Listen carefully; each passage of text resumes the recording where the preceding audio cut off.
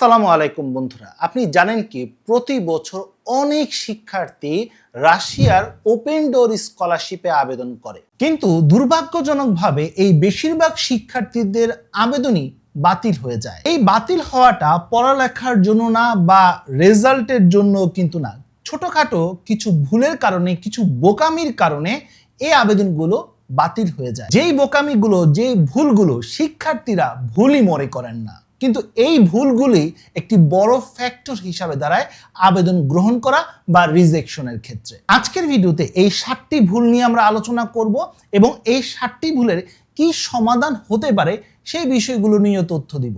আর এই 7টি ভুলের মধ্যে যে কোনো একটি ভুলও যদি আপনি করে যান তাহলে কিন্তু আপনার আবেদনটি বাতিল হয়ে যাবে। আর ভিডিওর শেষ প্রান্তে আমি এমন একটি বোনাস প্রশ্নের উত্তর দিব যে প্রশ্নটি আমাকে সবচেয়ে বেশি শিক্ষার্থীরা করে থাকে ফেসবুক ইনবক্সে বা ইমেলের মাধ্যমে। তাই ভিডিওটি শেষ পর্যন্ত দেখুন, অনেক বেশি ইম্পর্টেন্ট হতে যাচ্ছে। যারা প্রথমবারের মতো ওপেন ডোর স্কলারশিপ সম্পর্কে জানলেন এই ভিডিওর মাধ্যমে, তাদের জন্য বলে রাখি রাশিয়ার বিভিন্ন স্কলারশিপ রয়েছে, তাদের মধ্যে ওপেন ডোর স্কলারশিপ একটি অন্যতম স্কলারশিপ। রাশিয়ার যে প্রেস্টিজিয়াস ইউনিভার্সিটিগুলো রয়েছে তারা পৃথিবীর বিভিন্ন দেশের শিক্ষার্থীদের জন্য অনার্স, মাস্টার্স, পিএইচডি এমনকি পোস্ট ডক্টরাল কোর্সের জন্য বিভিন্ন সাবজেক্ট অফার করে স্কলারশিপের মাধ্যমে। ওপেন ডোর স্কলারশিপের আবেদন কার্যক্রম ইতিমধ্যে শুরু হয়ে গেছে, চলবে আগামী 1 নভেম্বর পর্যন্ত। বিস্তারিত আলোচনা করার আগে একটি কথা না বললেই না, প্রতি বছর নানা স্কলারশিপ অফার করা হয় সরকারি, বেসরকারি বিভিন্ন অর্গানাইজেশন থেকে। বাংলাদেশিদের জন্য যে উপযোগী স্কলারশিপগুলো রয়েছে সেগুলো নিয়ে কিন্তু আমি ভিডিও দিচ্ছি। ভিডিওগুলো আমি এমনভাবে তৈরি করার চেষ্টা করি যাতে করে আপনি বাসায় বসে নিজে আবেদন করতে পারেন। তবু আবেদন করতে গেলে কোথাও কোনো সমস্যা হতে পারে, আবেদনটা ঠিকভাবে হচ্ছে কিনা, ঠিকভাবে সাবমিশন হলো কিনা, ভুল হচ্ছে কিনা কোথাও, এই ব্যাপারে ভয় পাচ্ছেন, সেক্ষেত্রে চাইলে আমাদের পেইড মেন্টরশিপের মাধ্যমে আবেদন করতে পারেন। আমার সাথে যোগাযোগ করার সকল মাধ্যম আমি প্রথম কমেন্টে দিয়ে দিব। ফেসবুক পেজের মাধ্যমে যোগাযোগ করতে পারেন, ইমেলের মাধ্যমে যোগাযোগ করতে পারেন, ইনস্টাগ্রামের মাধ্যমে যোগাযোগ করতে পারেন এবং কমেন্টে করার মাধ্যমে যোগাযোগ করতে পারেন। ইনশাআল্লাহ আমি আপনাদের রেসপন্স করব। এবার আসি ভুল নিয়ে আলোচনা করা। প্রথম বা 1 নম্বর ভুল, সেটি হচ্ছে নিজের ব্যাকগ্রাউন্ড অনুযায়ী সাবজেক্ট সিলেক্ট না করা। বন্ধুরা, এই ওপেন ডোর স্কলারশিপে কিন্তু নানা ধরনের সাবজেক্ট অফার করা হচ্ছে। ইঞ্জিনিয়ারিং সাবজেক্ট রয়েছে, নিউক্লিয়ার সাবজেক্ট রয়েছে বিজনেস রিলেটেড সাবজেক্ট, এমনকি মানবিক শাখা অর্থাৎ আর্টস রিলেটেড সাবজেক্ট কিছু রয়েছে। এক্ষেত্রে অনেক শিক্ষার্থী যে ভুলটা করে থাকে, নিজের ব্যাকগ্রাউন্ড অনুযায়ী সঠিক ফ্যাকাল্টি বা সঠিক ট্র্যাকটা নির্বাচন করতে পারে না এবং এটার কারণেই কিন্তু ম্যাক্সিমাম আবেদন কিন্তু বাতিল হয়ে যায়। স্কলারশিপ পাওয়ার জন্য প্রথম এবং প্রধান সূত্র হচ্ছে নিজের ব্যাকগ্রাউন্ড অনুযায়ী সাবজেক্ট সিলেক্ট করতে হবে। ধরি আপনি বিজ্ঞান শাখার শিক্ষার্থী, এখন আপনার কাছে মনে হলো ইন্টারন্যাশনাল রিলেশন বা ইকোনমিক্স সাবজেক্টটা আপনার কাছে ভালো মনে হচ্ছে, তাই সেটাকে আপনি সিলেক্ট করে দিলেন। এক্ষেত্রে আপনার আবেদনটা বাতিল হওয়ার সম্ভাবনা কিন্তু অনেক বেশি, যদিও আপনার এক্সট্রা কারিকুলার অ্যাক্টিভিটিস রেজাল্ট কিন্তু অনেক ভালো ছিল। পাশাপাশি আরেকটা বিষয় কিন্তু রয়েছে, যখন আপনি ভিন্ন ট্র্যাকে একটি সাবজেক্ট চয়েস করবেন, সেই ট্র্যাক বা সাবজেক্টের উপর নির্ভর করে কিন্তু আপনাকে একটি এক্সামও দিতে হবে। আপনারা জানেন ওপেন ডোর স্কলারশিপের ফার্স্ট স্টেজে কিন্তু 1 ঘন্টার 90টি প্রশ্নের একটি পরীক্ষাও দিতে হবে, এমসিকিউ টাইপের। এবং এখানে কিন্তু আপনি যেই সাবজেক্টটা সিলেক্ট করবেন সেই সাবজেক্টের উপর বেস করে কিন্তু প্রশ্ন করবে। এখন আপনি যদি নন ব্যাকগ্রাউন্ড অর্থাৎ আপনার ব্যাকগ্রাউন্ডের সাথে রিলেটেড না এমন সাবজেক্ট যদি চয়েস করেন, তাহলে ওই রিলেটেড সাবজেক্টে কিন্তু কোয়েশ্চেন আসবে, আর সেক্ষেত্রে কিন্তু আপনি পরীক্ষাতে ভালো রেজাল্ট করতে পারবেন না, পরীক্ষা ভালো দিতে পারেন এবং পিছিয়ে যায় এবং আবেদনটাই বাতিল হয়ে যায়। বন্ধুরা, এবার আসি দ্বিতীয় ভুল, বয়স। যারা ব্যাচেলরে আবেদন করবেন অর্থাৎ এইচএসসি কমপ্লিট করেছেন, তারা ব্যাচেলরে আবেদন করতে চাচ্ছেন, তাদের বয়স 16 থেকে 23-এর মধ্যে হতে হবে। যারা মাস্টার্সে আবেদন করবেন তাদের বয়স 22 থেকে 33-এর মধ্যে হতে হবে। যারা পিএইচডিতে আবেদন করবেন তাদের বয়স 22 থেকে 35-এর মধ্যে হতে পারবে এবং যারা পোস্ট ডক্টরাল কোর্সে আবেদন করবেন তাদের বয়স 24 থেকে 39-এর মধ্যে হতে পারবে। এই বয়সটা মেনটেন করেই আপনাকে আবেদন করতে হবে। এবার আসি তৃতীয় ভুল, এবং এই ভুলটা আমার কাছে ব্যক্তিগতভাবে খুবই হতাশাজনক একটি ভুল। এই ভুলটি হচ্ছে ডকুমেন্ট আপলোড সংক্রান্ত ভুল। অনেকের যোগ্যতা ভালো রয়েছে, ইসিএ ভালো রয়েছে অর্থাৎ এক্সট্রা কারিকুলার অ্যাক্টিভিটিস ভালো রয়েছে, কিন্তু ডকুমেন্টস আপলোড করার ক্ষেত্রে বা ডকুমেন্টসগুলো স্ক্যান করার ক্ষেত্রে কেন জানি খুব বেশি সচেতন থাকেন না। অনেকে মোবাইল দিয়ে ছবি তুলে এই ডকুমেন্টসগুলো আপলোড করে দেন। আপলোড করার সময় দেখা যায় অনেক ডকুমেন্টসের অংশগুলো বা কোনো একটি সাইট ভালোভাবে বোঝা যাচ্ছে না, লেখাগুলো অস্পষ্ট মনে হচ্ছে, কালারটাও ঠিকভাবে আসেনি। তো সেক্ষেত্রে যোগ্যতা থাকার পরও আপনি কিন্তু ডকুমেন্টসটা আপলোড করলে যখন রিভিউয়াররা এই ডকুমেন্টসগুলো দেখবে তখন কিন্তু আপনার অ্যাপ্লিকেশনটা বাতিল হয়ে যেতে পারে। তাই সঠিকভাবে ডকুমেন্টস স্ক্যান করা এবং আপলোড করা জরুরি। এখন অনেকেই বলতে পারেন যে ভাইয়া আমি কিভাবে বাসায় বসে এই স্ক্যানটা করতে পারি। এই জন্য নানা অ্যাপস রয়েছে, যেমন প্লে স্টোরে ক্যাম স্ক্যানার নামের একটি অ্যাপস রয়েছে, এছাড়াও অনেক ফ্রি অ্যাপস রয়েছে। সেই অ্যাপসগুলো দিয়ে যখন আপনি স্ক্যান করছেন, স্ক্যান করার পর অবশ্যই আপনি প্রিভিউটা দেখবেন যে ঠিকভাবে কালারটা আসছে কিনা, যে কালারটা অ্যাকুরেট যে কালারটা দেখা যাচ্ছে সেটাই ছবিতে আসছে কিনা, ঠিকভাবে সকল সিল বা ঠিকভাবে সকল ধরনের লেখাগুলো পড়া যাচ্ছে কিনা, এগুলো কনফার্ম হওয়ার পরই তারপর ডকুমেন্টটা আপলোড করুন। কারণ বন্ধুরা, রিভিউয়াররা যখন আপনার ডকুমেন্টসটা দেখবে তখন কিন্তু আপনাকে ফোন করে বলবেন না এটা কোন ডকুমেন্টস আপলোড করেছেন, এই ডকুমেন্টসটা এটা এমন কেন, ওইটা এমন কেন, এটা কিন্তু জিজ্ঞেস করবে না। তাই এক্ষেত্রে অবশ্যই আপনাকে নিজেকেই সচেতন হতে হবে। এখন অনেকেই প্রশ্ন করতে পারেন যে ভাইয়া কি কি ডকুমেন্টস আপলোড করব। ফার্স্ট স্টেজে খুব বেশি ডকুমেন্টসের প্রয়োজনীয়তা নেই, মূলত আপনার পাসপোর্টটা প্রয়োজন হবে। পাসপোর্টের যে ইনফরমেশন পেজটা রয়েছে সেটা স্ক্যান করে দিলেই চলবে। আপনার একাডেমিক সার্টিফিকেট, মার্কশিট প্রয়োজন হবে, যতগুলো ডিগ্রি আপনি দিয়েছেন। যদি আপনি এইচএসসি পর্যন্ত কমপ্লিট করে থাকেন, এসএসসি এবং এইচএসসি মার্কশিট এবং সার্টিফিকেট প্রয়োজন হবে। যদি সার্টিফিকেট না থাকে, শুধু মার্কশিট দিয়েও কিন্তু আপনি আবেদন করতে পারছেন।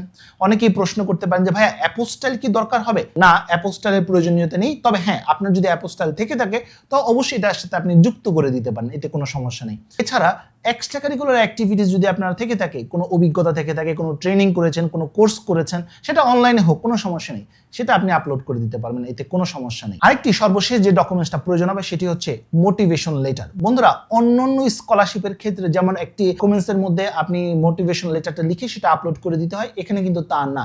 এখানে সিস্টেমের মধ্যে এই 3 থেকে 4টে প্রশ্ন আপনাকে করবে যে কেন এই স্কলারশিপটি আপনি প্রয়োজন, কেন এই স্কলারশিপটি বেছে নিয়েছেন, কেন আপনি এই সাবজেক্টেই বেছে নিয়েছেন, কেন রাশিয়াতেই পড়তে যাচ্ছেন, কেন আপনার এই স্কলারশিপটি প্রয়োজন, এই ধরনের প্রশ্ন আপনাকে করা হবে এবং এই প্রশ্নগুলোর উত্তর দেওয়ার মাধ্যমে আপনাকে মোটিভেশন লেটারটা সেখানেই লিখতে হবে। এবার আসি চতুর্থ ভুল, এবং এই ভুলটা ম্যাক্সিমাম শিক্ষার্থীদের আবেদন বাতিল হওয়ার একটি অন্যতম কারণ, সেটি হচ্ছে মোটিভেশন লেটারের ভুল।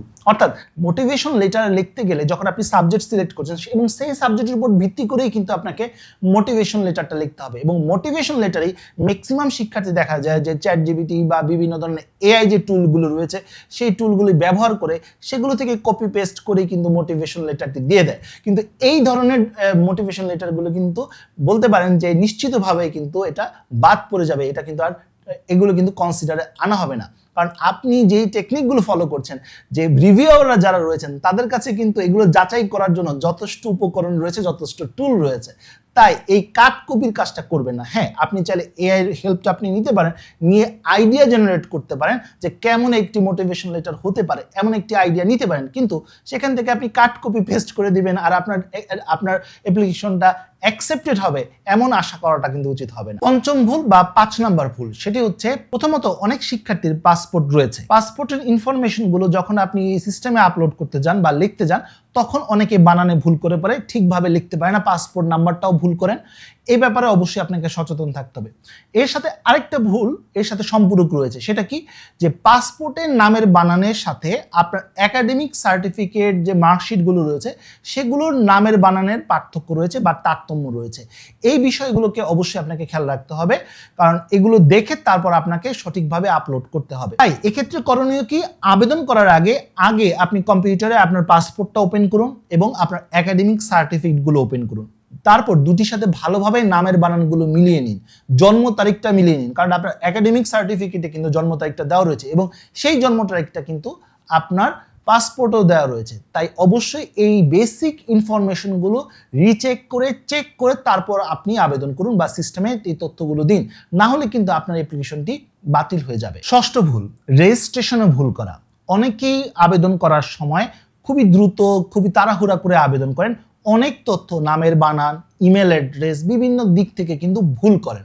এই ভুলটা কিন্তু পরবর্তী থেকেই যায়। তাই অবশ্যই আগে থেকে সব তথ্যগুলি দরকার হলে কোনো জায়গায় নোট ডাউন করুন, তারপর সেটা দেখে দেখে খুব সময় নিয়ে এটা আবেদন করুন। তবে একটা গুড নিউজও রয়েছে, সেটি হচ্ছে আবেদন করার পর আপনার কাছে যদি মনে হয় আপনার আবেদনটি কোথাও ভুল হয়েছে, ডকুমেন্টস আপলোড করা হোক, নামের বানান হোক বা অন্য কোনো কিছু বা কোনো সার্টিফিকেট অ্যাড করার জন্য চিন্তা ভাবনা করছেন, সেক্ষেত্রে আপনি চাইলে 1 নভেম্বরের আগে আপনার অ্যাপ্লিকেশনটি এডিট করতে পারবেন। এটা কিন্তু একটা চমৎকার একটি সিস্টেম বলতে পারেন, কারণ অনেক স্কলারশিপে আবেদন করার পর সাবমিট করার পর সেটাকে আর চেঞ্জ করতে পারেন না, কিন্তু এই স্কলারশিপে কিন্তু 1 নভেম্বর অর্থাৎ ডেডলাইনের আগে আপনি যে কোনো সময় এটাকে এডিট করতে পারবেন এবং আপনার তথ্য আপগ্রেড করতে পারবেন, ভুল সংশোধন করতে পারবেন। সপ্তম এবং শেষ ভুল, প্রিপারেশন না নিয়ে ফার্স্ট স্টেজ কমপ্লিট করা। প্রথমে আপনাকে বেসিক ইনফরমেশন দিতে হবে, আপনার ফ্যাকাল্টি চয়েস করতে হবে, তারপর পোর্টফোলিওটা আপনাকে ডেভেলপ করতে হবে। পোর্টফোলিওর মধ্যে এডুকেশন ইনফরমেশনগুলো দিতে হবে, 6টা ইউনিভার্সিটি আপনাকে চয়েস করতে হবে এবং এই 6টা ইউনিভার্সিটি আপনি যখন চয়েস করবেন এটাও কিন্তু খুব গুরুত্বপূর্ণ, কারণ আপনার সাবজেক্ট এবং ব্যাকগ্রাউন্ড অনুযায়ী কোন ইউনিভার্সিটিতে অ্যাকসেপ্টেন্স রেটটা ভালো হবে, কোথায় চান্স পাওয়ার পসিবিলিটি রয়েছে, এটাকে রিসার্চ করে তারপর আপনাকে চয়েস করা উচিত হবে। কারণ র্যান্ডমলি আপনি ইউনিভার্সিটি দিয়ে দিলেন তাহলে কিন্তু হবে না। চিন্তা ভাবনা করে ব্যাকগ্রাউন্ডের সাথে মিলিয়ে, রেজাল্টের সাথে মিলিয়ে তারপর ইউনিভার্সিটিগুলো চয়েস করবেন। এরপর মোটিভেশন লেটার লিখতে হবে, যেটা বললাম এটাও খুবই ইম্পর্টেন্ট, সময় নিয়ে আপনাকে লিখতে হবে।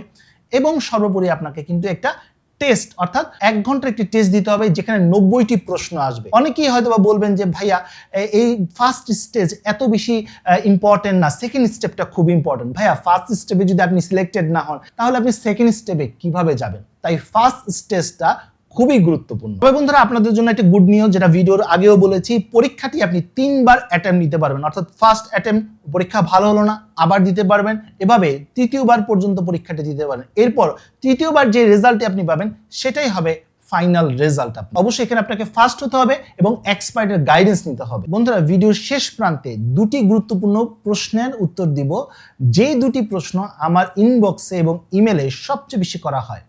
প্রথম প্রশ্ন, ভাইয়া ওপেন ডোর স্কলারশিপ তো চলছে, কিছুদিন পরে রাশিয়ার গভর্নমেন্ট স্কলারশিপের আবেদন কার্যক্রম শুরু হবে। আমি যদি ওপেন ডোর স্কলারশিপে আবেদন করি তাহলে আমি রাশিয়ার গভর্নমেন্ট স্কলারশিপেও কি আবেদন করতে পারবো? অবশ্যই আপনি আবেদন করতে পারবেন, এতে কোনো সমস্যা নেই।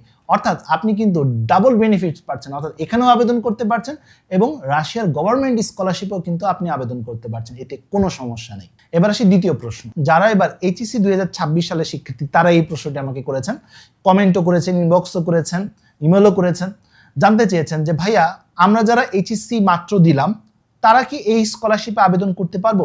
দেখুন, এটার আবেদন কার্যক্রমের লাস্ট ডেট হচ্ছে 1 নভেম্বর।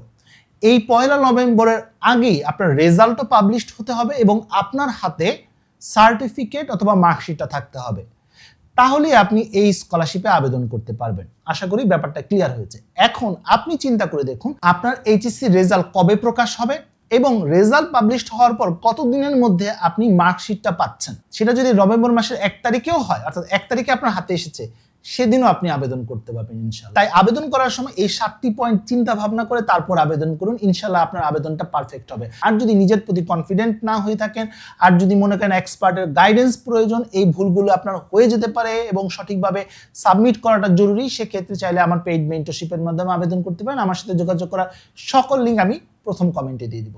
আর যারা ফেসবুকে আমাদের ভিডিওটি দেখছেন তারা চাইলে কমেন্ট করতে পারেন, ইনশাআল্লাহ আমার রেসপন্স পেয়ে যাবেন। তো বন্ধুরা আজ এই পর্যন্ত, সবাই ভালো থাকুন, সুস্থ থাকুন, দেখা হবে আগামী কোনো ভিডিওতে। সেই পর্যন্ত